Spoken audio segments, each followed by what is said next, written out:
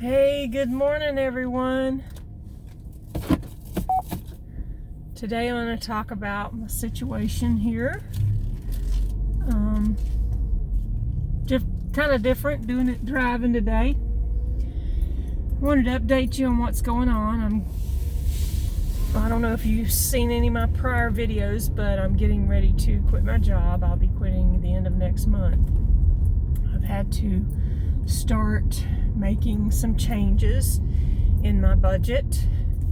I've been living on a fairly small budget. I've had some things that are going to change. I have to stop putting money towards savings because I'm basically going to be living on savings when I quit my job. The good news is, though, because of the new ARPA program that the president enacted, I can get health care with a huge subsidy and it won't cost me anything in case of something catastrophic happening. That's a big relief. That is one of the big reasons that I have not done this before, and it's a huge reason why a lot of people all across America don't quit their jobs. They get stuck in jobs that they don't like or they just feel restricted with because of health care. And that shouldn't be a reason to stay with a job. I've stayed with this job for over 15 years. And for the first 10 years, it was because of the money. I needed the good paycheck that I was getting to live the lifestyle that I was living.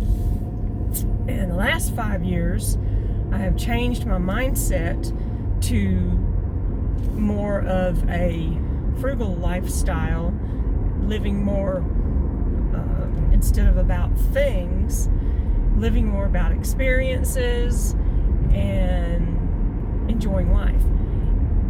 So the last 5 years, I've been saving a lot of money, a lot of cash, paying off my debts, and rewiring my brain to think like someone who has almost nothing. I've lived that way when I was younger, so I have a little bit of experience with it. I grew up with nothing, and so I don't think it's much of a stretch for me to say that I can think that way. I don't get manicures or pedicures, obviously. I don't cut my hair. I don't pay for any beauty products. I don't wear makeup.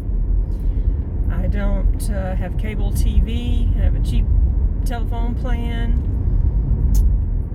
I cut out a whole lot of extras when I started this, and all along the way as well, when I figured out that there were a lot of things I didn't need. Like, I don't need Sirius radio in my car. I hardly ever listen to anything but talk radio. And when I do listen to music, I can listen to it for free over the airwaves like we used to do. Anyway, so the point is that I will be living on savings as opposed to putting money towards savings. So what's going to happen is I have to make my budget so that it's going to stretch a long, long ways, unless I plan to get another job. And I don't plan to get another job, at least not right away. If I do get another job, it'll probably be something part-time, very part-time, like 1 or 2 days a week, ideally. And I will have enough to make it until I reach the age of Social Security.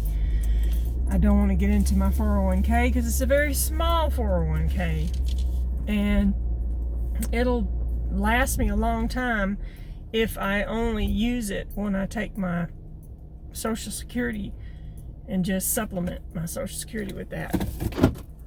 That's the only option I have. I don't have lots of IRAs and all that crap. I never saved any kind of stuff like that. That was the whole point. And so for me, this is where I'm at today. And hopefully in the next 6 weeks or so, I can ideally take stock more of what I'm doing. I've cut my expenses to the bone, really, and I'm really hopeful that it's not going to be a huge struggle. I have looked into some things that can help. Also, I didn't know that Meals on Wheels is for people that are 55 or older, or disabled, or whatever. And there's some other programs they have locally with retirement communities. Of course, with COVID, everything has been, kind of stopped. You want to get the Meals on Wheels, it's like a drive-through thing. You can't, or they have the Meals on Wheels, and then they have these areas, these places that you could normally go to and have a meal with other people and kind of socialize type thing for those people who tend to isolate, like me. But with COVID, all these places have stopped, and they're doing like you drive through and get your meal, and that's good for someone who needs the meal. But I was really more searching for something along the lines of meeting people and finding out things to do in the community that are free, other resources, maybe tips. I mean, I have a Facebook page that I started, and people have got some really good ideas, stuff I didn't think of. I mean, I'm not the all-knowing, I know that for sure. I learned a lot of stuff by searching YouTube and other groups and other just things that you don't normally think of. Like, whenever I changed my cell phone plan, I thought that the only kind of plan that was available was those the pay-as-you-go plans, where they're cheaper. I thought they were those where you had to go into the store and buy the SIM card every month. That's what my brother does. And you had no other options with that. It was real cheap, and that's what he does. And I'm like, I'm not doing that. I have a hard enough time just going to the grocery store. So I found out that there's a pay-as-you-go, and it's really cheap, and you don't have to do that. It's with the phone carrier, and it's just that you're not on a contract. My current plan, it's probably not the cheapest out there. It's $40 a month, and they give me a $5 discount, and then they add the taxes back in, so it's like $38 total. And every month they do a deduction because I do the auto discount.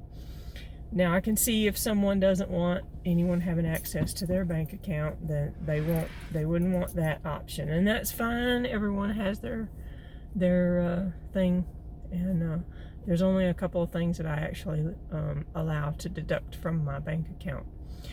My car insurance and this. Everything else is paid. I do it myself online. I don't mail checks anywhere. I haven't done that in years. And it saves a lot of money on envelopes and stamps, and the post office here is shitty. So I've just had to say that out loud. So if you work for the Postal Service, I'm sorry, but the one here is shitty. And I guess that's all I'm going to say about that, because I'll go off on a big rant. Anyway, let me stop there before I ramble on too long. And I hope everyone has a nice day. Enjoy your Sunday, and I'll see you next time.